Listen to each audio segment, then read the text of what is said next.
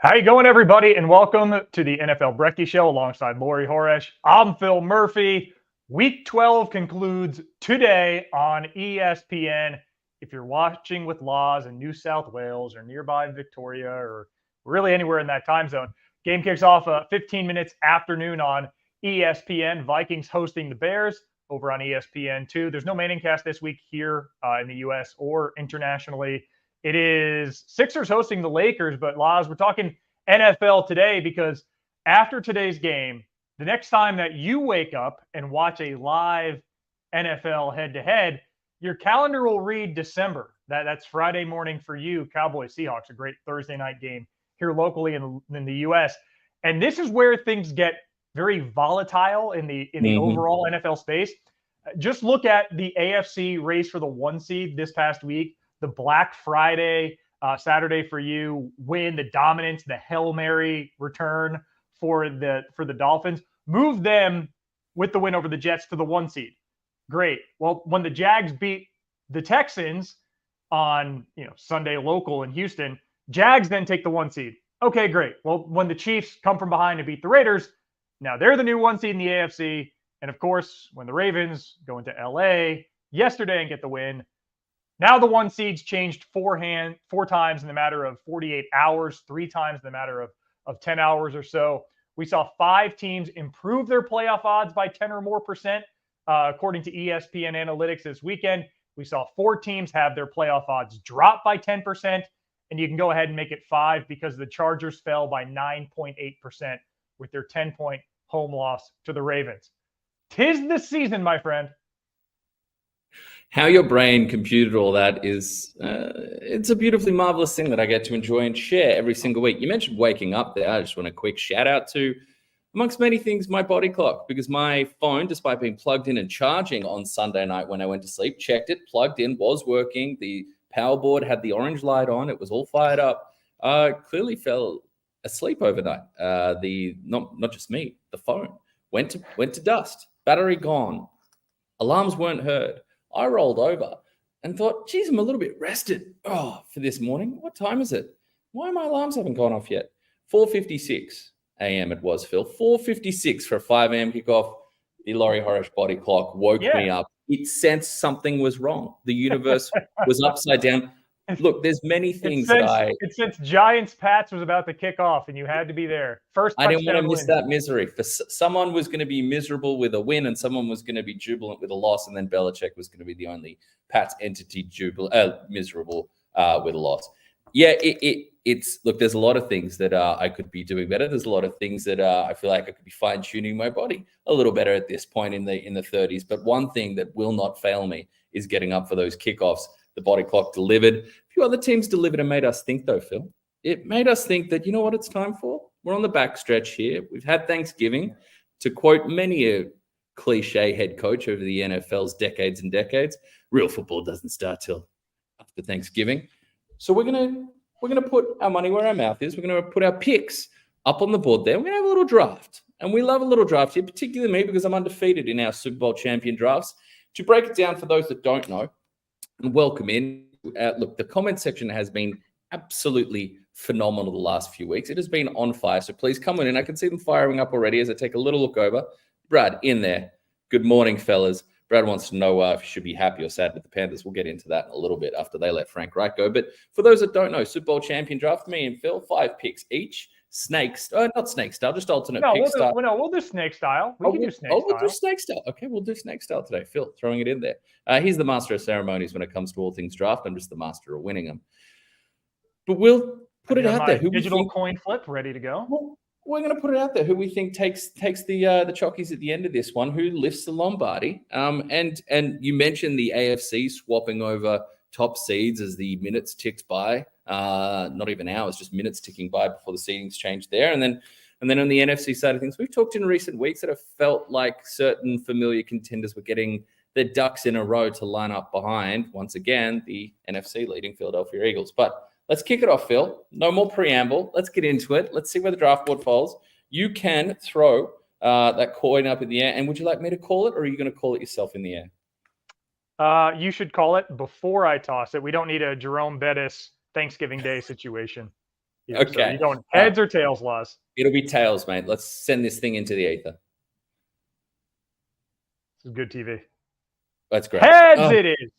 It always comes up heads for you on that thing. I'm not convinced it's not rigged. Can I defer? Of course you can defer. Of course you can defer. I defer. I'll give you. Okay. I'll give you with the first overall pick in the 2023 Super Bowl champion draft. Horesh's homers are happy to select their number one team in the power rankings, but not the number one team in terms of record. The Baltimore Ravens remain my first overall pick here. They were my Super Bowl pick before the season starts, and unlike many of my other ones, this one is aging quite finely. I think the Ravens have a phenomenal defense. We'll see. They've been tussling for the top defense in the NFL. When you talk about the Browns and the historic pace where they are on, that's slowed with some recent performances and the Myles Garrett injury. Sounds like he avoided something serious and structural, but he could even play in Week 13. But it's clearly some step backs there. You've got the Cowboys looming, 49ers, of course. There's some talented defenses around, but the Ravens have as good a shout as any to claim top defense in the NFL, not to mention what they've got from Lamar Jackson, a varied run game. Mark Andrews being out is a big loss there, but I think the complete nature of their team, particularly when looking at some of the other title contenders, the complete nature of their team allows them to weather some of those losses. And even in a performance against the Chargers that was close and tense, and Brandon Staley and the Chargers have another charging moment. And as I mentioned on social media yesterday, if you've got a Chargers fan out there, give them a hug. They didn't ask for this. They didn't ask for the team to be moved. They didn't ask to constantly have Chargers going to charge a meme sent in their DMs and group chats over and over. So make sure you give your Chargers friends and fans ask first, but a cuddle or some support if need be. It wasn't convincing, but like the Eagles have done in so many weeks, you do it dirty. You get down and dogged and get out of there with a gritty, gutsy win. And something about that key down and distance there, it's fourth down. And we see the Ravens dial up, just 8 men lined up on the line of scrimmage, showing heat, dropping 2 defensive tackles into a little zone coverage, and just bringing madness off the edge to just close that thing out. It warms your heart. And I think this is the Ravens get so much praise for the organizational and philosophical consistency that they show week in, week out, year in, year out, that allows them to be consistently competitive. And that's why your roster looks like it does. That's why you've got depth to handle injuries, and they've had key figures missing throughout the season at different points. And I think this just points to a team that is primed for a deep run and that can beat you in different ways. And I think has the potential with players like Zay Flowers to even distill it down even further, recognize the talent that is blooming on offense there, feed it more, and become more explosive in those parts, even with the loss of their big tight end, Mark Andrews. Yeah, Laz, you talked about the franchise structure, the Ozzie Newsome in charge for so long, and then a seamless transition to Eric DeCosta at GM. Mm-hmm. This team has an identity defensively, 4 takeaways in this game yesterday. They lead the NFL in sacks. They're a whisker behind San Francisco for the top scoring defense. The stat that stands out to me, 4.4 average yards allowed per drop back, because yards per completion, yards per attempt, they have to get the pass off to do so. 4.4 yards per drop back, not just the best in the NFL. It's the 4th best we've seen this millennium. And the 3 teams ahead of them all ultimately went to the Super Bowl. My concern with the Ravens, and the reason why I deferred to you, I knew you were going to take them first overall. We've seen this team give away games 3 times in the 4th quarter, in which ESPN Analytics gave them at least an 88% chance to win at some point in that 4th quarter. Home to the Browns, home to the Colts, before the Colts had really gained the steam that they have, and then an inexplicable loss with a little bit of hubris in it, that the show 8 cover 0 situation when they didn't need to do it against Pittsburgh. Kenny Pickett wasn't doing anything against their 4-man rush. Nope. They went back to the well, and they got caught in a one-on-one situation. George Pickens gets the game-winning touchdown. That, for me, is concerning, because there will be closeout situations required against a fairly deep AFC, an AFC that I think we can agree is deeper than the NFC, and at every level of it. They're not going to have any gimmies, whether they're ultimately the 1, 2, 3, or 4 seed. The 1 seed would be ideal because it's just one less game to play. But home in the first round, and as they go on, the margin for error is less than they've allowed. And there was a moment, I mean, if not for a Zay Flowers late touchdown, when, if that's just a tackle The Ravens win that game by 3. It's a little bit, Yep. they didn't blow the Chargers away offensively. Lamar Jackson wasn't himself. If he is, and the defense plays as it has, and they close out the games, they're fine. I'm concerned with them doing it 3 times in a row. For me, they're a top 3 team in the NFL. Mm-hmm. They're not the one, and honestly, with how they play, I mentioned all 3 losses they had in the bag. They've been more impressive than Philadelphia, who has the league's best record. I'm just worried about the nature of those losses and how that happened. In the Super Bowl champion draft, I'm not taking them. Laz, who I am taking with the first pick of the Pillsbury Doughboys, looking for the elusive first Super Bowl champion draft win here on the NFL Brekkie Show. I am going to the team that has already faced the Ravens in a Super Bowl in a not too distant memory, in a game with a blackout. The gold and maroon, the San Francisco 49ers. I'm going with them, well, for 3 reasons with my first pick. One, when Deebo Samuel finishes a game, they haven't lost. Yes, they're 8-3, but there's a game he was injured, 2 games he missed. Those are their 3 losses. Lost 3 in a row. They've since won 3 on the trot.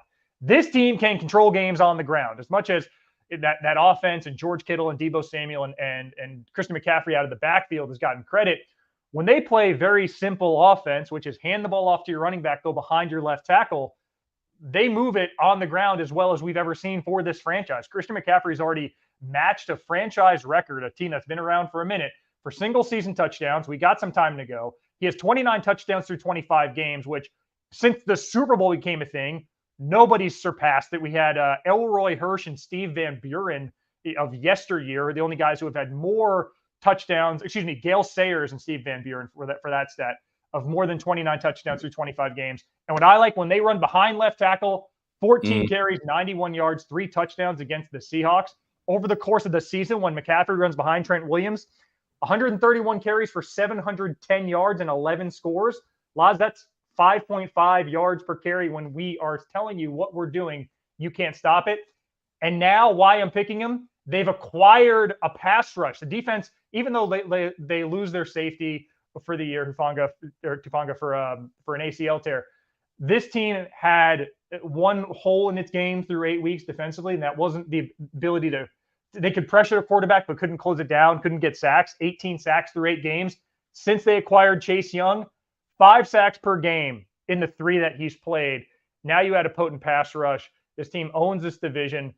They play Philadelphia next week in a game which I'm tipping them to win because of how good they are against man coverage offensively and how frequently Philadelphia plays man. And Philly's been playing with their food a little too much. I think they come back to earth after that dramatic win over Buffalo. I'm taking San Francisco 2nd overall with my first pick in the NFL Brekkie Show draft. Now, Laz, with my second pick. Yes. I'm torn here. And you know why I'm torn? There are 2 sides. Because you've been sides listening to Natalie Imbruglia too much? There are 2 sides I'm looking at. And I don't need to keep my cards close to my vest. They're the 2 participants in last year's Super Bowl. The Mahomes Magic, which I feel like it's kind of coming. I was really encouraged with how they looked in the second half, and I can't get over Patrick Mahomes. The problem is I've watched this KC offense over the course of the season. They're not who they were and have been. Their defense is demonstrably better. I'm going to go with Philly. I'm going to go for the NFC Championship game lockout, which those are the 2 favorites. All due respect to your Cowboys. If they don't come back and win that division, it's road game after road game after road game. And Dallas has been terrific at home. They haven't been as incendiary on the road over the course of the season. I'm going to go with Philly. 4 straight wins coming back from a halftime deficit. That's got to be cleaned up. They know it has to be cleaned up. Should Lane Johnson or Fletcher Cox be out for an extended period of time, that does hurt them. What I liked about this game is that Philly was allowing pressure, actually, and Jalen Hurts wasn't hurt by it. He was pressured on 45% of his dropbacks. That's his highest in the last 2 seasons. And a lot of that was against a 4-man rush in the first half.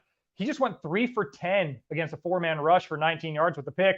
Second half, improved that 10 of 15, 130 yards, 2 touchdowns. When Philly had to settle for that field goal in OT, when Gabe Davis zigged when he should have zagged, 90% of us watching at home said it's over. Philly's going to march down the field, and they walked down the field. And it was in the air. It was on the ground. There's a measure of belief in this team. Jalen Hurts, 27-2 in his last 29 starts. Hard to go against that. they're not my first pick. They're the one. They are seeming like they're going to find a way to get that 1 seed. Though if San Francisco beats them, now it's just a 1-game margin, and San Fran would have the tiebreaker. But I'll go with the NFC lockout rather than wade into the waters of the deeper AFC as I try and get one of my top 2 picks to a Super Bowl. Okay. Well, I couldn't be happier with how this went because the top 2 teams on my board, number 1 was the Baltimore Ravens, took them first overall. Number 2 is still the Kansas City Chiefs. But what remedy could you cook up for the Chiefs and their stagnating offense, even after the bye week didn't seemingly cure that?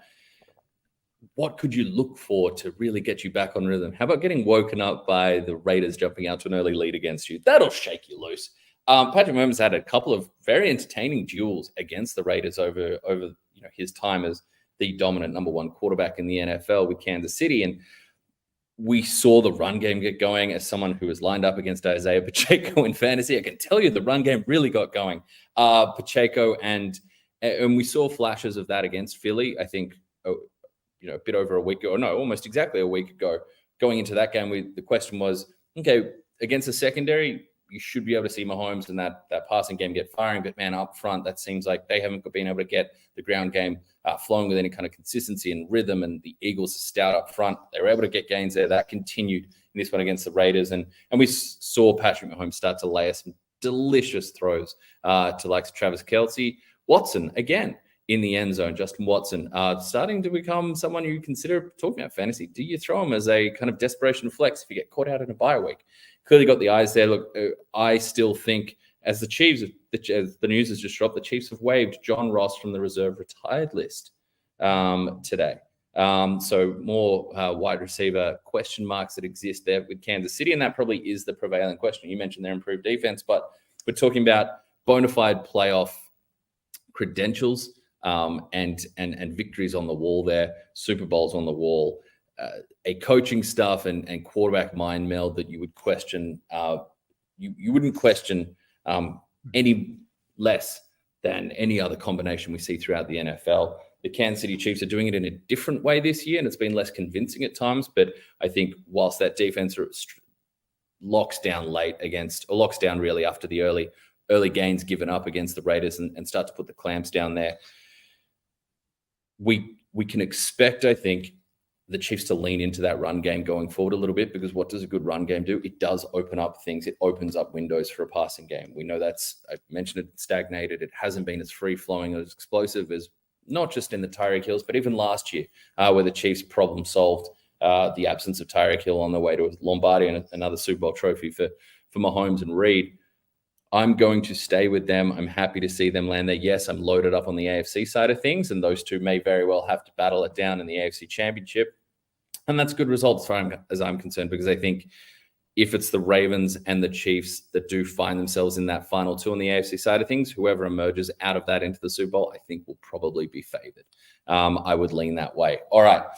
That leaves me with the 5th overall pick. I think there was a top 4 there, Phil. Maybe I don't want to speak for you, but I had a pretty solid top 4. And then you get into my top 4, the 4 that have been taken. Yeah. The Chiefs were impressive. Rashee Rice had his best game of his career thus far, 100-yard receiver, and the Chiefs looked good in the second half. I almost took him 3rd.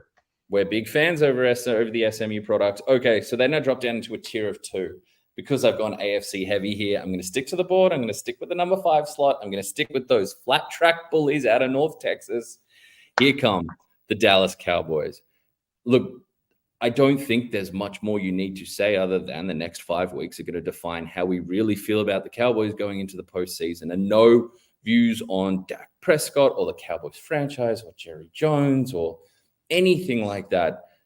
Nothing is going to change until they prove themselves over the next 5 weeks. And then from there in the postseason, those next 5 weeks, you mentioned they open up Thursday Night Football, Friday, Australian time against the Seahawks, then the Eagles, then we have the Bills, the Dolphins, and the Cowboys then close that run out against off the top of my head, one final tough outing. Play the Lions week 17? The Lions, thank you very much.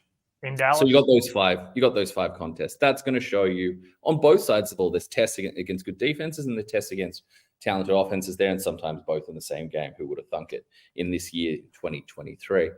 That's going to define who they are. We know they beat down on bad teams. That's what good teams do. Now they have to prove whether they're a great team. And great teams compete and beat other great teams and good teams. So you're going to hear lots of stuff about over 500 records and records against teams with an above 500 record on the season, all that kind of stuff. But the truth remains for the Dallas Cowboys that they have a quarterback playing at an MVP consideration level. They have a defense that when you give them a score lead, they will swarm and they will heat up. No matter how many times Michael Parsons thinks he's being held, and the tape says it's a lot, he continues to pick up steam late on and start to pile on. There's certain defenses that play with a contagious energy, and the Cowboys are one of them. Helps when you got Deron Bland picking up 5 pick sixes in one single season on the back end, more than deputizing for Trayvon Diggs. So look, the upside talent is there for the Cowboys. Now they have to do it against decent opposition. They can both be very talented, have a quarterback playing MVP tier football, and also be flat track bullies. All those things can absolutely be true. Now we get to see if something else can be proven true, that they can take that form against the lower tier competition and do it against the best in the NFL, which is largely what's lined up for them over the next month. December should be fun. Back to you for pick 6, Phil. And not so secretly, I think they would love it if they and San Francisco found a way to not be the 2-3 pairing in the NFC, just to avoid that matchup, which for them has proven terrible. But as much as I point out, the Ravens falling to inferior opposition, and I worry about them maybe even in a wild card round. We're going to get a preview. I think if the playoffs kicked off today, it would be – I know it wouldn't because Dallas is the wild card. My bad. Top 2 wild card teams in the NFC to open week 13 Friday morning. Now you start to see, do they have that same killer instinct against not an equal opponent? Dallas, I think, should handle Seattle by about a touchdown. But against a team that is almost certainly going to be in the playoff picture in Seattle, can Dallas continue it? Can Dak still have the same aggressive nature with success with the deep ball throwing downfield? 8 touchdowns of 15 air yards or more since the loss to San Francisco. He has 10 on the season, 8 since that loss in week 5. Kayla Osnes has fallen as I hoped it had so far. It's why I asked to defer when I won the toss. I have dabbled in the NFC exclusively. You have. I need to get an AFC team on board. And if I'm going to go with an AFC team, there are questions. A recent injury concern has arisen. But I'm going to go with, for my money, although they are fractions of a point behind your Cowboys in terms of points per game scored, I'm going to go with my money with the best offense in the NFL. In South Florida, the Miami Dolphins, as Tyreek 2K continues on the tracks. 9 catches, 102 yards, a touchdown on 12 targets against a very good pass defense in the Jets. They didn't have an answer for him. He's on pace for 2,046 yards. And Laz, I think he's going to end up playing down to the wire because seeding and home field is so tight and competitive in the AFC. And you look at the Dolphins' 3 losses. They lost in Buffalo. They lost in Philadelphia in primetime. And they lost on a neutral field in Germany to Kansas City.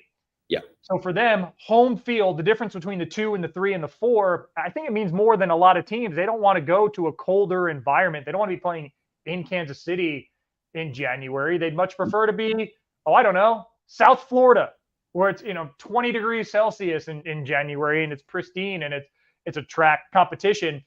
Yeah, the only team they've beaten with a winning record was the Denver Broncos, and Denver was miles from a winning record when Miami scored 10 touchdowns on them over 60 minutes.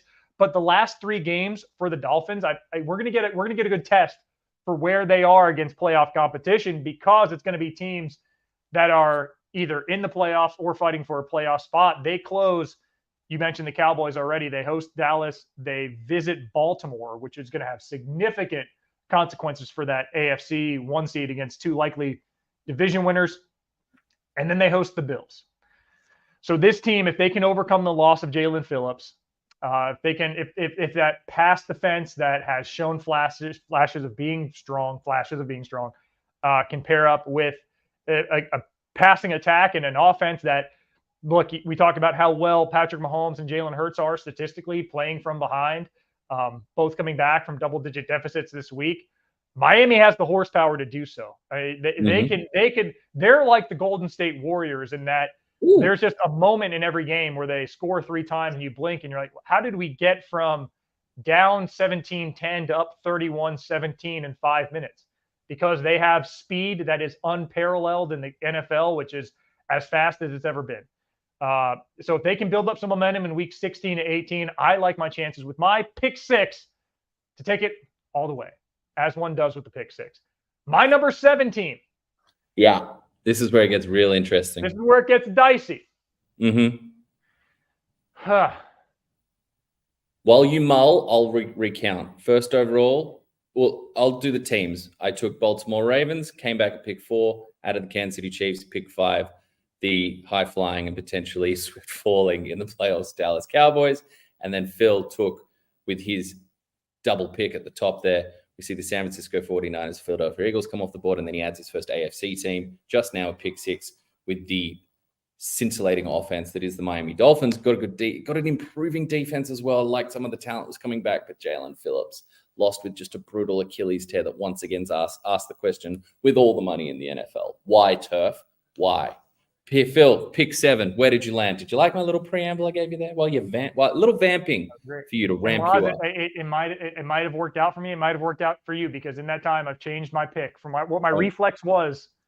I'm going to lie like every NFL GM. This is a top team on my board the whole time. Yeah, sure. Tags are touching.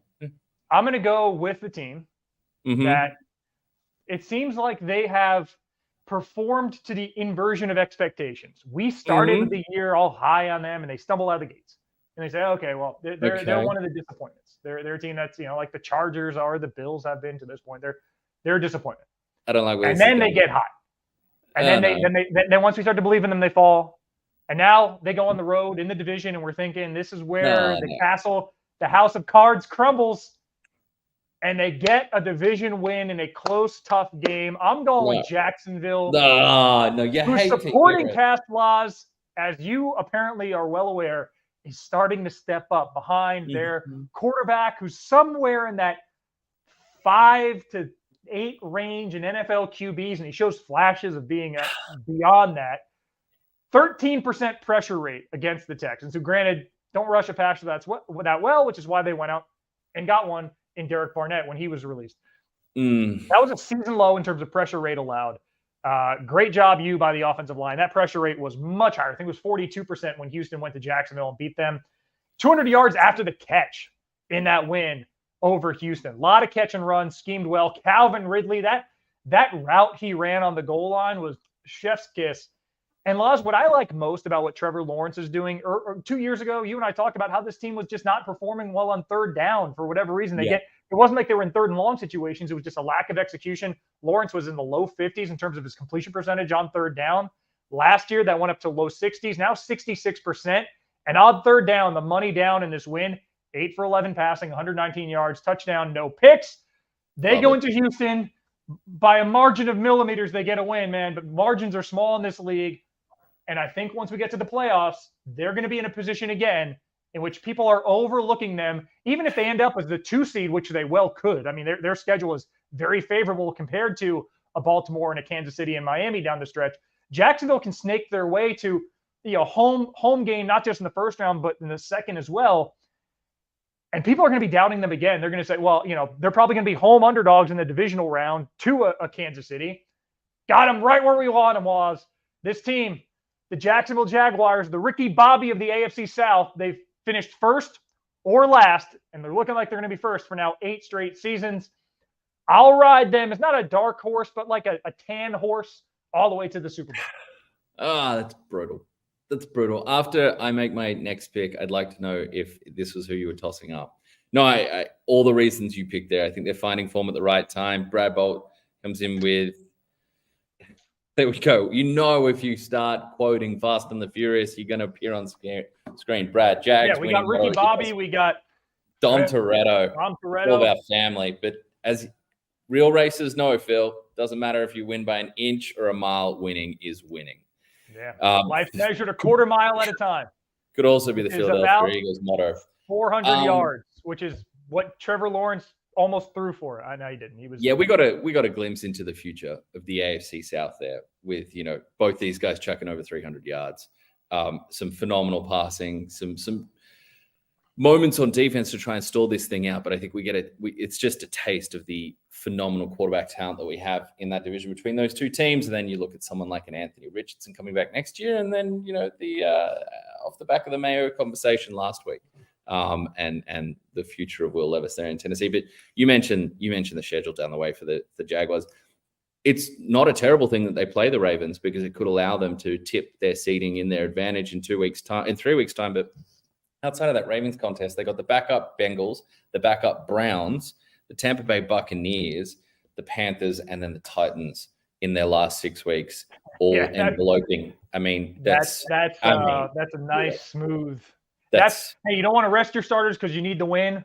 But if you're up 3 scores at halftime against the Fighting Will Levises, yeah, you can put a towel around your neck, Trevor, and a cap on your head. You're just fine.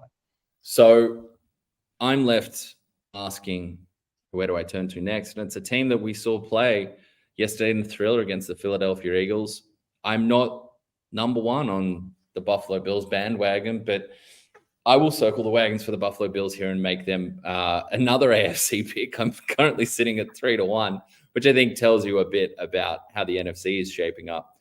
Look, the Bills showed that they could go toe-to-toe. They left the foot off the neck of the Philadelphia Eagles, or they let the ties or the clamps off the wings of the Eagles, you know, missing field goals and wasting scoring opposition and possessions, and becoming another team to fall to a resurgent second-half performance from Jalen Hurts and the Eagles in general.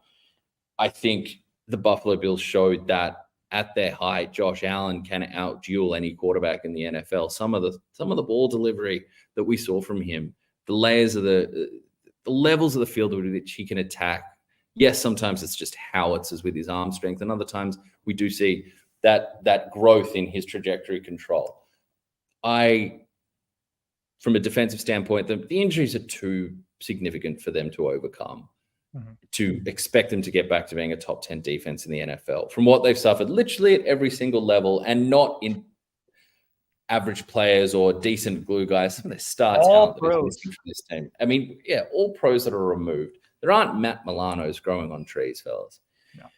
So notwithstanding that, I think they showed for many people, the top team on power rankings, they showed that they can go toe-to-toe and should have come away with a victory against Philadelphia Eagles in unpleasant circumstances or environmental conditions, shall we say, with the weather that was going on there. Josh Allen, I think you just need to lean into uncorking him. Try and keep it. I don't mean let him go full chaos mode, but I do mean just leaning on knowing that this is going to be a high-scoring affair. We need to embrace that with the aggressiveness that we play with Allen, who's shown that he can get as hot as anyone, as I said. So I'm going to lean towards the Bills there. We're not reaching a terribly convincing part of the of the teams on offer here. But if you're thinking about someone that can get hot for 4 weeks, that's where I would turn to. My last one. Before you go on to your last pick, because this is your last, and then I have one to close it. I'm going to tell you the Bills weren't even on my board. Wow. I have 11 teams on my board. The Bills aren't on there, and it's for a couple reasons. At 6-6, they need to go 3-2 and get some help, and they probably need to go 4-1 because they don't have a tiebreaker against the Broncos. They don't have a tiebreaker against who else? The Bengals. Their AFC tiebreakers are pretty weak, and if they can find a way, they're on a bye. They come back and they go to Arrowhead. They play at Kansas City. They get the Cowboys at home immediately thereafter. They close the season in Miami, and even still, they go at the Chargers, who play everybody close. And I don't trust this team in a close game, especially against a Chargers team that typically can put up points. I know they only scored 10 on the Ravens, but that's an accomplishment for a lot of squads. For Buffalo, I mean, 3-2 down that stretch will be an accomplishment, and I don't think 3-2 is going to be enough. And then you throw on the fact that they're 1-5 away from Western New York. I don't believe that they can win 3 road games, which is what they'd have to do if they got in. So to answer your question, that was not the team between which I was agonizing with Jacksonville because the Bills were not on my board. So I could have had Jacksonville and the Bills as my picks if you had flipped your other way. I'm interested to hear who your other team is. Okay, my last one here, and they're coming off a very tough outing. And we'll get into just how tough it was in a second. Thanksgiving did not go the way Detroit wanted it to. It was a tough showing against a familiar opponent, going down 29-22 to the Green Bay Packers. The reason I take them is they're almost, to me, it's the inverse of what I've just talked about with Josh Allen. And what you've just talked about with their record. At 8-3, they do look very strong chances to make an appearance and book that spot in the postseason.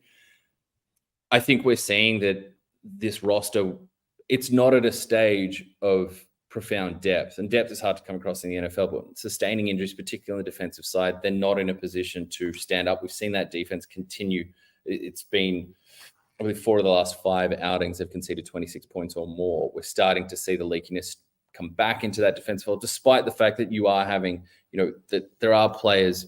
We know about Aiden Hutchinson, but when you do, we spent time, you spent certainly amounts of time talking about Kobe Joseph over since he's entered the league, and we've talked about Brian Branch, and we've looked at, players coming along on the defensive line like an Ali McNeil. But ultimately, that unit is far from a strength, and they'd be hoping for average performance from them going forward. What I will say, though, is that as it does get frigid and does get frosty over there, in those conditions, one thing that you do look towards a team is, can you run the ball, and can that travel as it gets colder? And we know that is something this team can lean into with Monty and Jahmyr Gibbs there and a stout offensive line. It's weird sitting here after seeing them get knocked off by the Green Bay Packers and all the air taken out of their sails, or the wind taken out of their sails, I should say. But looking at where they're positioned for this playoff run and elements of their team that can help them down the stretch, I'm going to go with the Detroit Lions here. These last 2 picks, and as happy as I am with the first 3, the last 2 have me feeling flaky, and I'm going to kick it to you. We've sailed really long here. We're at 35 minutes plus. Yeah, the Lions were the team between which I was on the fence with Jacksonville, and Mike Tannenbaum, who hosts with me every Friday morning on the Blitz, he says, you got to forget what you just saw. Just whatever you saw in the last 60 minutes, so many factors go into an individual game. It's part of the greater conversation. But what we saw was Jared Goff, who had not fumbled in 12 games, fumble 3 times and lose all 3. Fumbles lost. It's a coin flip. And sometimes it's heads, sometimes it's tails. It's just unlucky. Then you saw Detroit get into plus territory and have 2 turnovers on downs. And Dan Campbell even questioned the fake punt. It took an amalgamation of misfortune and misguidance for a team that has been playing so well for them not to win that game. And they still only lost by 7 in the end. It wasn't a complete, it wasn't like we're trying to talk up the Commanders who lost by 35 to the Cowboys. Yeah. So for all that to go wrong for the Lions and them still be competitive, and Jordan Love probably had the best game, but certainly had the best game of his career. He torched Detroit on play action. Listen, they're not the number 2 team. For me, they're 4th in the NFC, but it's a pretty safe drop off after that. We're going to learn a lot about Detroit, honestly, in weeks 16, 18, and probably the wild card round, because there is a probability that they'll be facing the Vikings 3 times in 4 weeks. And it's a best of 3, where if the Vikings win 16 and 18, the last game will be in Minnesota. If Detroit wins either, that's almost certainly going to be in Detroit. So I like enough of what I've seen from Detroit. The reason they're lower is that, aside from Aiden Hutchinson, who's a manimal, they don't have much of a pass rush, which is disappointing considering all the young sack masters they had in the back half of last year when they made their run. Yeah. Those guys haven't been fit. It hasn't translated over. Sophomore slump. They need a little bit more of a pass rush to get their back half some help. But I would have taken Detroit here. I almost took Detroit in the last round. You got them. The Bills weren't on my board. The team I'm taking is currently out of the playoff picture. If the playoffs kicked off today, they would not get in. Next week, they get the hottest team in football.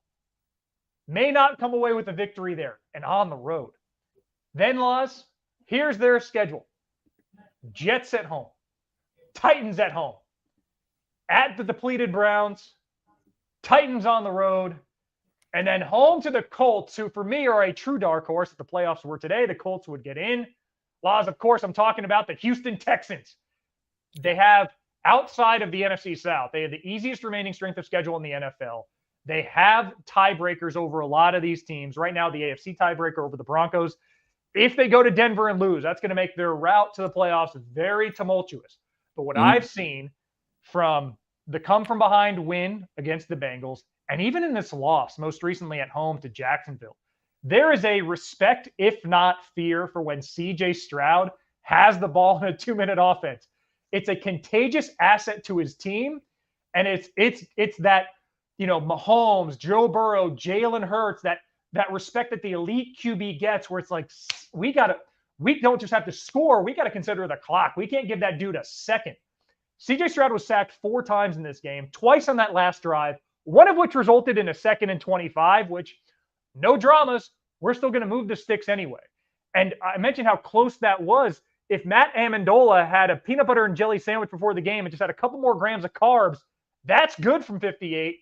And maybe we're having an entirely different story right now, as the Texans would be the AFC South leader. That would have made this exercise a lot harder.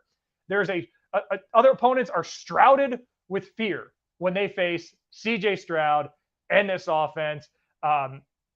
We saw him throw outside the pocket, which he hadn't really done. He had 13 pass attempts outside the pocket. The rapport he's built with Tank Dell, his willingness to throw downfield, what that does for a running game, Devin Singletary, and when Dameon Pierce comes back. For me, of the remaining teams, they're the likeliest to make a run. They're the type, though.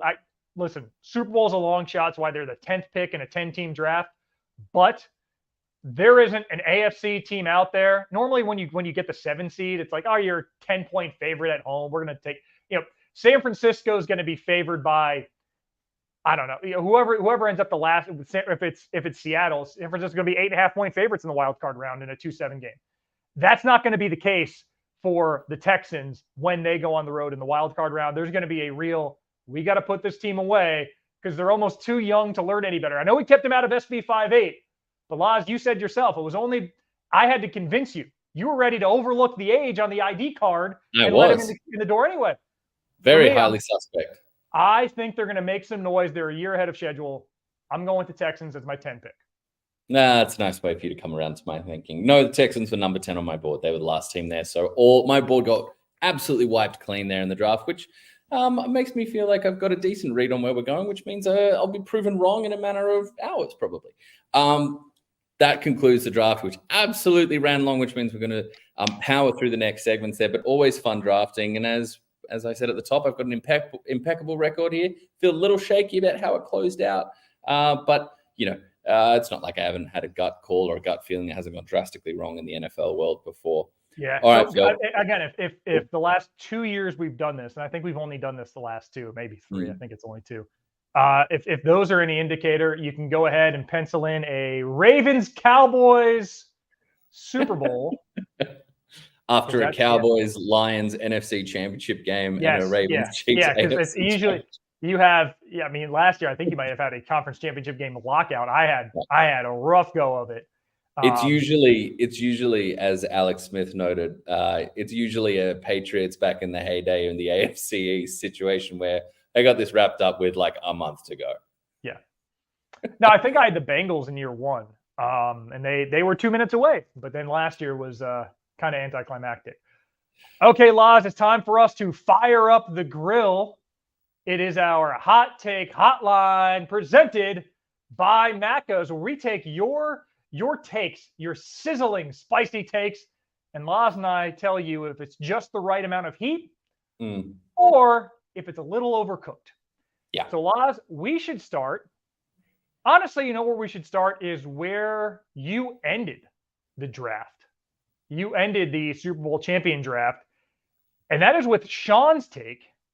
Sean says the Packers' road win over Detroit will be, emphasis added, the turning point in the NFC North. Laz, what do you think of Sean's position? I think Sean has come in there with a really good menu idea. He wants it, the secret menus at these type of restaurants. And I dare you to Google the Macca's secret menu. It makes for interesting reading. But I think he's coming with an aggressive idea, a creative idea. he's forward thinking, but I think the grill was just a little too hot and it got away from him. The cheese, it didn't melt at the right rate for the meat, and the muffin was too long in the toaster, didn't come out on time. It just got away from him a little bit there.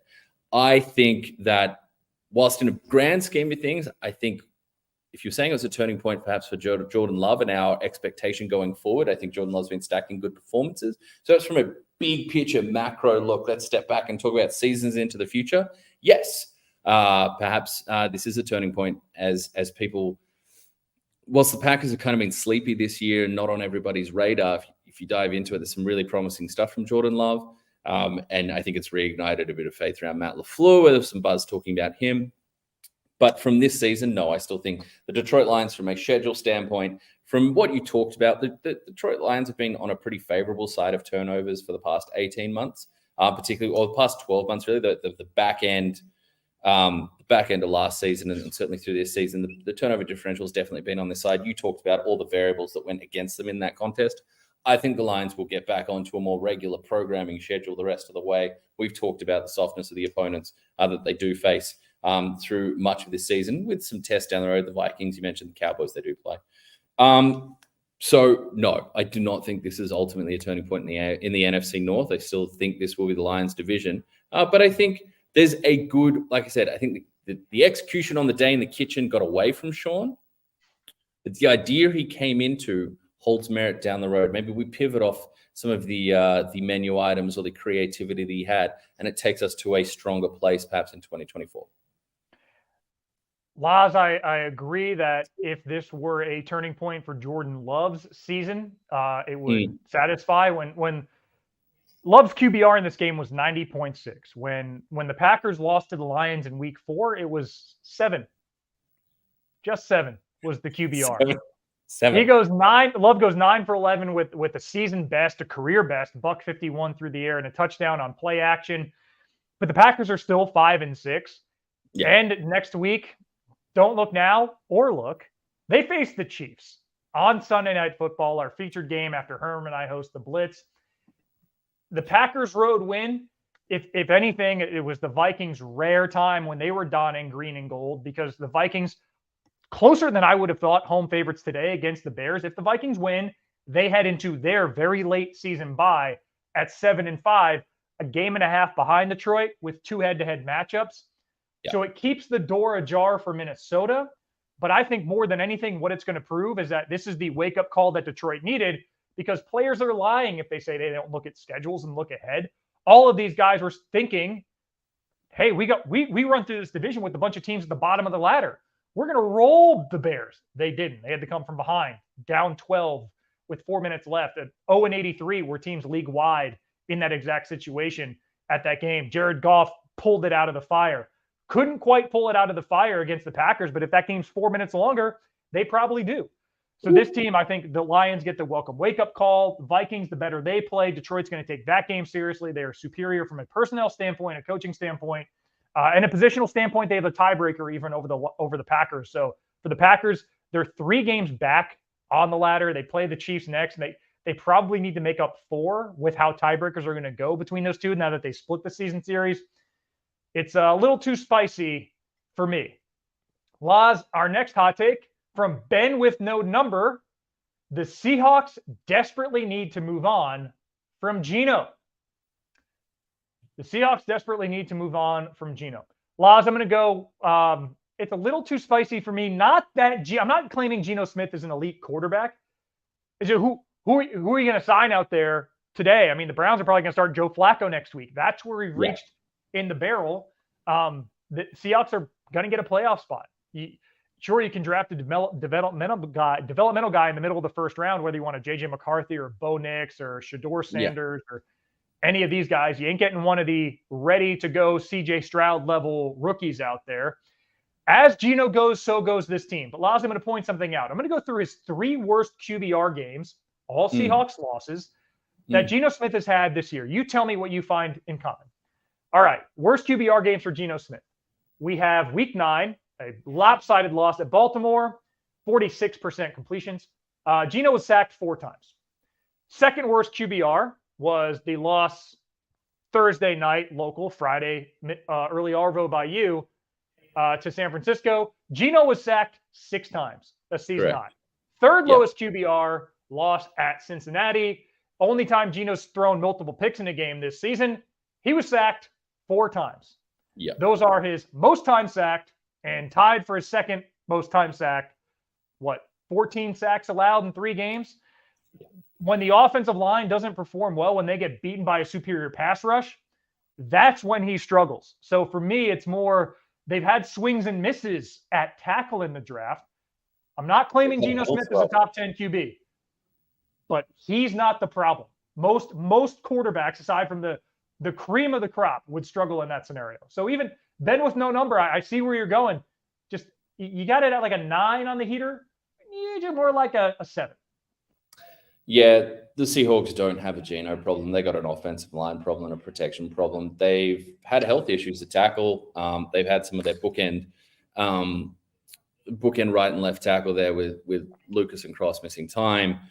Watching that game, this was not the 49ers cooking up Ravens-style exotic blitzes and bringing the house or showing the house and dropping. They were sending 4 and winning every time. Geno Smith behind the chains in a lot of those obvious passing situations was sitting back there waiting to get absolutely floored by when you've got Fred Warner and Eric Armstead and Nick Bosa meeting and converging at the quarterback for a sack party. It's not generally something we're going to heap. And in about 2.4 seconds, it's not something we're going to heap on Geno Smith. There's still so much to like about the way he throws the ball. There's like 3rd and 16 conversions in that game. I'm not sure if anyone throws a prettier out route to the likes of Tyler Lockett breaking near the sideline. Look at the phenomenal trajectory. The Jackson Smith and Jigba catch is amazing because of what Jackson Smith and Jigba did with one hand 9 years from the day that Odell Beckham did it. Not as great as Odell Beckham Jr.'s catch, but a phenomenal homage in that moment. But the actual ball that was thrown there was fantastic. This is a guy that's strong in the pocket, that is courageous in the pocket, that has an attacking mindset. His numbers have definitely fallen off this season. But he's mobile as well. He can create with his legs. He can pick up with his legs. This has not gone. The second season for Geno Smith has not gone in the direction that they would have liked, but he has shown more than enough to tell me that what we saw in 2022, that is in there and that is substantial and real, and that with better protection, and I would say perhaps more emphasis on one Jackson Smith and Jigba in the passing chain there. I'm entirely overwhelmed with what we've seen from DK Metcalf this season. I would definitely push towards, though, there's not going to be a better option out there for you. You mentioned where their draft pick is likely to be. You look in free agency, I don't think you're finding a better solution. And I would be encouraged with what the talent you've got in the backfield between Walker when healthy and Zach Charbonnet, the rookie, with what you've got with number 11, your rookie wide receiver, Tyler Lockett's still there, and DK Metcalf, inconsistent as he may be. I'd like to see a stronger platform laid in front before we're casting these judgments. And additionally, and it's, there's not to dive too far into the weeds with play calling, there have been some plays out there that people have been looking at the all-22 footage and asking what exactly we're looking at here in terms of the calls that were coming in. There's one in particular where you've got what looks like a crossing mesh concept between 2 of his receivers, but it's happening about 20, 25 yards downfield. Wondering what the idea is to get someone open in that scenario when the pass rush is winning so dominantly up front. So, yeah, I think we're in lockstep there. Okay, let's keep it moving. The next one. Just a quick comment for Ben with no number.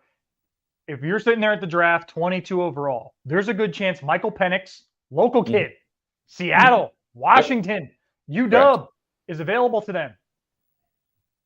Don't pull the Kenny Pickett and have Pittsburgh draft the Pittsburgh product. Go for a guy that's about a 2-hour drive down the road, Taliese Fuaga. You and I are going to be talking a lot about draft and watching a lot of tape between now and April. Offensive tackle out of Oregon State. That's the grown-up in the room pick. Jerseys aren't going to fly off the shelves. But going from, middle third in terms of quality QB, who at times plays like a fringe top 10 QB, to a guy who that's his ceiling, doesn't resolve the issues you have. So O-line, Taliese Fuaga in the draft over Michael Penix, I think is a perfect example that Seattle's going to face. I know we got to move, but it's funny you brought up that pick range because I had a look in the draft whilst I was just, meandering through the offseason. As you And do. a working theory, middle of the first round picks in quarterback is the avoid zone in the NFL draft, just like rounds 3 to 5 are for running back in fantasy. You got picks 12 to 22 in that range. Kenny Pickett, this is from 2022 through back to 2011. Picks in that range, pick 12 to 22. Pickett, Mac Jones, Wayne Haskins. We have Deshaun Watson, who he was 12. There's been a lot of conversation there. Johnny Manziel, EJ Manuel, Brandon Whedon, and Christian Ponder. Yeah, so from an on-field standpoint, Watson was the only hit there. You're one for 8? Yeah, it's often looked at as like, oh, this is a team that's had decent success and they're making an investment either now or in the future, or this person slid to them. But it's not proven. Everybody's trying to Patrick Mahomes. Everybody's hoping they get the Mahomes who slipped. But none of the guys I mentioned, McCarthy, Sanders, Nix, Penix, are being talked in the top 5 range now with good reason. There just isn't that quality of quarterback in the draft. You're getting a guy who has upside, but he's not going to slot into a team that is a couple pieces away from winning games of consequence. Seattle, Geno goes down, and look what happened in the Rams game 2 weeks ago. Okay, Laz, you said we're talking quarterback. How about a guy who was taken in the second round? Kyle says Jalen Hurts isn't definitely better than Mahomes, but it's a legitimate conversation. No. Go, Laurie. No. Just no. Jalen Hurts deserves a whole bunch of credit, respect for the poise, the toughness, the belief that he plays with, particularly when that team is down, particularly in the second half. I think when you look from an anecdotal standpoint, 9 and 11 in his career is Hurts when down 10 points. That's third best ever. But when we're talking about not anecdotally, but narrative-wise, how the game plays out, Jalen Hurts, what he does with his legs, both to set up to create throwing lanes or throw second chance throwing windows, as well as what he does is just a bruising runner, and you can get into the tush push as well. That in the second half becomes such a more difficult prospect to contain. Defense is about so many things: technique, accountability, being assignment sound, effort, coming to balance, playing with discipline in high pressure moments. That becomes so much harder as you become more tired as the game goes on. Jalen Hurts' style of play is designed to punish you. He knows it and he does it. It's in a way that should be absolutely respected. And honestly, it should be, and I don't mean this in a you should play scared, but it should be feared with what he projects for you, that team, despite not being a traditional air it out, we can come back and score 21 points in 1 minute and 6 seconds of game time. But from what they do coming back, it's something that absolutely deserves its merit. But no, Jalen Hurts is not better than Patrick Mahomes. Jalen Hurts hasn't been the best quarterback. Definitely isn't better. It's definitely not better. Jalen Hurts hasn't been the best quarterback in the NFC this year. I've been really clear about this. If we're talking about quarterback NFC, what about the NFC East, Laz? Or in his division? Wow. Because I think looking at how they big on Tommy DeVito. Big on Tommy DeVito. What we've seen week in, week out, what we've seen over the course of this season is that I absolutely 100% believe that Dak Prescott has played better football than Jalen Hurts this season. Now, Jalen Hurts, you can point to the record, and people will do that. All I know is, I say it in my mentions, all I know is he's the quarterback of the team with the best record. Okay, then let's not have a discussion. Let's just look at the standings week in, week out and go from there, shall we? Is that how we should play it? Regardless. No, Jalen Hurts hasn't been the best quarterback in his division. He's been one of the best quarterbacks in the NFC. He's on a very winning football team, and he presents an immensely complex and troubling puzzle for teams to solve and contain as the game goes along. But no, even in a down year, what Patrick Mahomes does from the pocket, what Patrick Mahomes does as a creator, Patrick Mahomes has done in massive situations with his legs. Think of the playoff moments we've seen when he's taken off and galloped.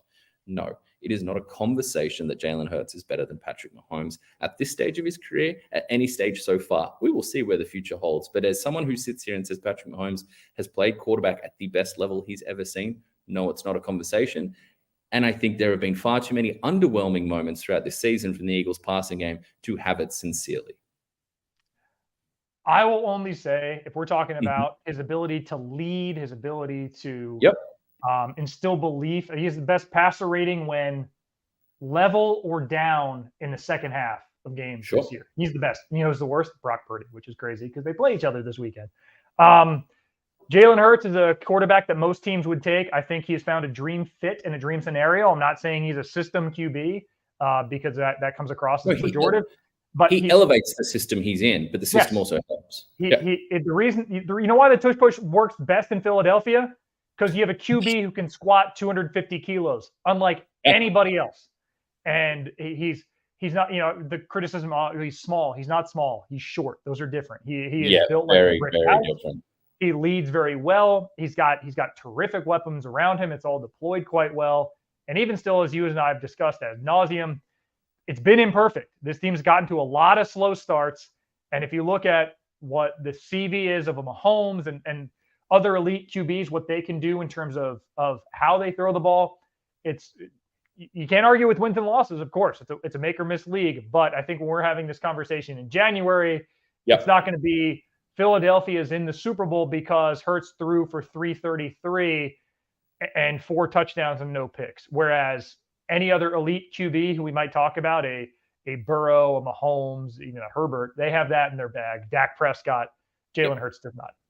But and just to close, and I know we need to keep this thing moving, but I will just say, I don't want this to come across as Jalen Hurts hating or anything like that. Went in and watched a bunch of the Eagles games this year, watched all the Eagles games this year, and then had a look at the numbers behind the back. From an EPA per play standpoint, he climbs from 18th in the first half, which is worse than middling technically, up to 3rd in the second half. So that narrative about how productive he is, how efficient he is, what he brings to the table, what he adds to that's in-game adjustments. That's part of it too. Learning from what you saw and improving, and that's a skill that he has. And he's far more aggressive in the second half as well. His air yards climbed from just over 6 in the first half up into the elite tier, 3rd overall, 9.5 in the second half. Other things like success rate are really stable. EPA on 3rd down climbs a little bit, but nothing notable. But you do see him become more effective, more impactful, more efficient in the second half. And he absolutely deserves props for that. I'll heap praise on it. I don't think they're in position to be a Patriots dynasty. I'm nothing like that. I feel like that is an absolute aberration in terms of how history has shown the NFL works. But in terms of something they have taken over from the Patriots, as far as I'm concerned, is they have taken the mantle of the team in the league you cannot take your foot off. If you give them opportunities, they are poised enough, tough enough, dual threat enough. They beat you in different ways that if you give them an opportunity, they have shown time and time again, they will take it. That's not saying they've taken the mantle as a dynasty from the New England Patriots, but something they have taken from them is that fear. And it's the Cowboys did it. We saw the Bills do it. If you waste your opportunities against them, if you give them a sliver, if you waste a red zone chance, if you miss a field goal or 2, it will come back to bite you no worse than against that team from Philadelphia. Okay, Laws, it is now time for us to go to Feeling the Flow, brought to you by Pilot, hard, made easy. Laws, who's your pick this week? You mentioned his name earlier. I'm going with Calvin Ridley here. Resurgent performance from the soon-to-be 29-year-old wide receiver. Look, when I look at Calvin Ridley, he's totaled over 200 total yards in the past 2 weeks, along with 3 touchdowns. You mentioned the route running was superb, but feeling the flow with Calvin Ridley, look, it's about relationships. It's about chemistry. It's about partnership. Look, the honeymoon period for Trevor Lawrence and Calvin Ridley came out firing when we saw like pictures from a honeymoon or pictures from a wedding, the routes and these beautiful spiral passes collected in the end zone, running routes against air, or putting absolute fear into defensive backs in Jacksonville. Coming out of training camp and early in the season, we thought this thing had hit the ground running. But like many things in a relationship, you get into a rhythm and sometimes you can find yourself in a rut. Sometimes you're not feeling the flow. Sometimes the spark isn't there. But when you have a beautiful bond and when you have a meaningful partnership that he has with Trevor Lawrence, you work on it, you reconnect, and you allow the spark to be reinvigorated. And that is what we've seen the last couple of weeks. Calvin Ridley, I mentioned some of the raw numbers there. We can dive deeper. He's second in receiving first downs over the past couple of weeks. He's only behind Tyreek Hill. Tyreek Hill's seen 23 targets. Calvin Ridley has seen about 2/3 of that at 16. He's also 6th in yards per target. He's efficient. He's explosive. He's giving you highlight moves. He's doing everything you want him to do. And it's about that relationship. It's about the chemistry. It's about the connection. That's why he's feeling the flow. Laws, for me, we talk about Pilot. We talk about getting back in the game. I know he's a young man, Kyron Williams, but he is back in the game. His last half of football before going on IR, He had 134 scrimmage yards in the second half against Arizona. He goes on injured reserve. The Rams go 1-3. And in his first half back, he returns with vigor. 120 scrimmage yards in the first half. He was 2 yards shy of Arizona's total in terms of catching the ball through the air. He had 2 touchdowns in this game. Last Rams running back with 2 touchdowns, friend of the show, Todd Gurley. Kyren Williams, 6.8 rush yards before contact. That's a career high. He had 115 of his 143 yards between the tackles. When you watched him run at Notre Dame, it was that shift, find a hole, and burst. Here in the third quarter, with the game at 2 scores early on, maybe the Rams are starting to lose some steam, lose some enthusiasm. Kyren Williams ran for 56 yards. His rush yards over expectation on that carry, 51 of the 56. He goes for 204 scrimmage yards on 22 decisions to give him the ball, 14 carries, and 6 times targeted as a receiver. Oh, by the way, those 6 times targeted as a receiver led to 6 receptions, 61 receiving yards, 2 scores. Rams rout the Redbirds from the desert. Kyren Williams was feeling the flow. Also routed my fantasy team rather thoroughly in a week that I desperately needed a victory. All right, Phil, we've gone past the hour mark. Let's try and keep this. I'm putting 3 minutes on the clock for us. 3 minutes on the clock for us. Why, is there a meeting about to start in that room? Oh, well, you never know what's going to happen. It's a dynamic work environment here. We're a collaborative experience here at the ESPN Sydney offices. So we're rolling with the flow. We've just done. All right, let me set up what we're looking at in this game.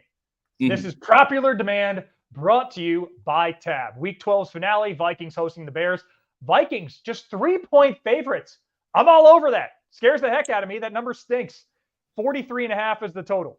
Favorites this week in the NFL lost 12-3 against the number. Big week for the public, not a great week for the books. The Vikings have been a public side. They've won 6 straight games against the spread, longest streak in the NFL this season. Justin Fields, just 9-18-1 against the number as an underdog, which he is here. While we're talking underdog, the unders, Monday Night Football, 12-1 this season, including 10 straight hits on the under. We finished just under break even last week. We lost about a third of the unit, but we are up collectively 9.55 units on the year. All right, I'm going to turn towards Justin Fields. I'm obviously going to be the limelight here, spotlight. We're hoping for some explosive offense here from 2 dual threat creative quarterbacks. Justin Fields coming off what might be his most promising, potent performance as a quarterback in his time in the NFL. I know. He torched Denver. He threw 4 touchdowns against Denver, and then he torched the Commanders. So But in terms of what we saw from him in the pocket, his movement, his decision-making, a lot to love there. Now, I'm going to turn away from his running here, and I'm going to turn towards his passing. Do I expect him to have 18 carries like he did last week? No, perhaps not. But the number is 10.5 is over or under carries, rushing attempts for one Justin Fields. I'm going the over there. That's currently sitting at $2 even. It has come in just a little bit. There's been a little bit movement on the over there. And the reason I'm looking that way is because when we think about the Minnesota Vikings, the way they run defense over there is they're either going to drop 8 into coverage or they're going to send the house. And I think both of those circumstances would encourage Justin Fields to maybe turn to his legs. When they send the house, you escape, you try and get away, and hopefully that leads to some, hopefully for my pick, leads to some rushing opportunities. You drop back, you look, and you see it's blanket coverage downfield with 8 deep coverage. Okay, let's go take a win here. Let's move the chains forward. Let's turn to these prodigious wheels of mine. So I'm going over 10.5 rushing attempts at an even 2-1 for one Justin Fields. Yeah, Laz, I had a look at the Bear or any team. When a team blitzes as heavily as the Vikings do, it opens up opportunities for slot receivers, typically those quick in-breaking routes. It's like a hot route. I don't trust the Bears wide receiver 3, so I'm stepping away from that. One that the more I think about it, the more I hate it, but I'm going to hate myself more if I don't place the wager, which I have at $2 even also. Ooh. Joshua Dobbs, the Pastronaut, one giant leap for mankind with his legs. Over 40.5 rush yards at $2 even. This is hit in 4 of the last 6 games. Last week it didn't hit against Denver, but Denver has been sneaky great against opposing quarterbacks and limiting their total yards on the ground. Mm-hmm. The Bears are the same But the Bears have been a consistently porous defense. And I think they're going to try and key in on Alex Madison, not let him get going. That's going to open opportunity for Joshua Dobbs. I'm staying away from the carries market.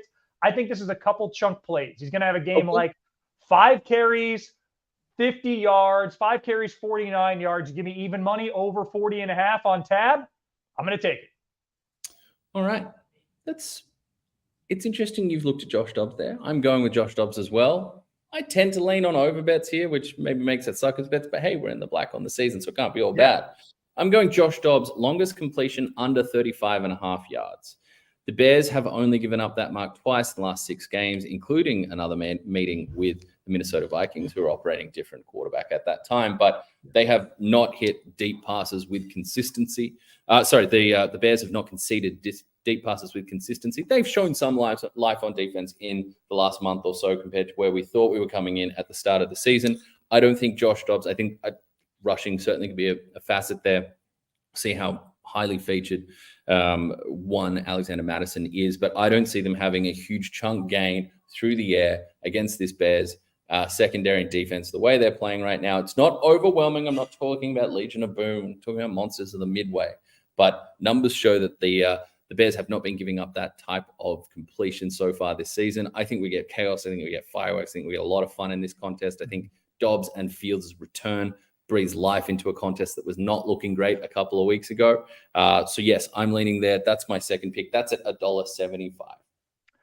Laz, I was thinking a kind of similar situation with Justin Fields because of what you said, how the Vikings like to bring the house. But then I looked at his numbers. He seems to hit consistently a long ball in this game. His long completion markets, I think 33.5. I think there are 180 markets on the Tab app. But I'm staying away from that because I don't know what to expect. Does he remain in that form, or do the Vikings dial up pressure like they have most weeks? And they've scaled it back in some weeks. Staying away entirely. Laz, we're going to try and thread the needle with your tip. You say Josh Dobbs under 35 yards for his total or his longest pass, or 35.5. Under 35.5. Under 35.5, $1.75. I'm going over 22.5 yards for TJ Hawkinson's longest reception. But Laz, you're safe. You're safe. You know why? Because Hawkinson's season long for receiving yards on a given play. His single longest reception is 29 yards. He hasn't seen a reception that starts with a 3. So why am I taking it? Well, for 6 straight games, he's had a long reception over 20 yards. And in the last 4, it's been over this number. He has been targeted 34 times in Josh Dobbs' 3 starts, 11 and change per game. I need one of those 11 to be a catch and run of 23 yards. It's happened each of the last 4 weeks, and Tab is giving $2.05 for that wager. It is my best bet of the week. A lot of these are situated because I do like the Vikings -3, but I'm taking Hawkinson long reception over 22.5 yards at $2.05. But Laz, he'll be tackled before he gets to 35. Don't worry. But if we thread the needle on that one, it's milkshakes on me, and we can cheers them on next week's show. Get us on out of here. All right, everybody. That has been an extended version of the NFL Brekkie Show. Thank you so much for joining us. Thank you, of course, to our partners. And thank you for, seeing a lot of the same names pop up in the comments. It's humbling. It's cool. Laz and I sharing this passion to chat NFL, and the fact that you like hearing 2 idiots like us wax poetic is just incredible. It's one of the highlights of my week. So thank you for joining us again. Enjoy the Monday night game. It's closer. The -3 is crazy to me, but there's a reason those casinos are so big and those sports books are so successful. It apparently is going to be a very compelling game. But for Laurie Horesh, I am Phil Murphy. This has been the NFL Brekkie Show. Thank you so much for watching. We'll see you same time, same place next week.